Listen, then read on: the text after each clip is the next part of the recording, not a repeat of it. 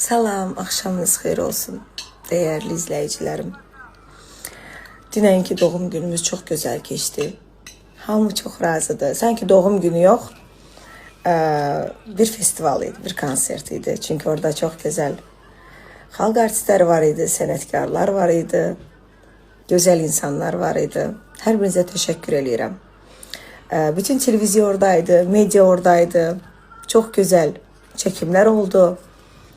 Və ümumiyyətcə gözəl bir ortam idi. Amma bir şey biraz məni məyus elədi.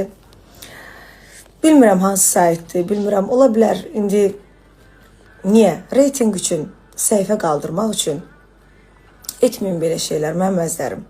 Şəbnəm Tovuzunun doğum günündə dava düşdü. Harada düşdü o dava biz görmədik, eşitmədik, bilmədik. Belə bir şey olmayıb axı. Niyə belə bir xəbər yayırsınız?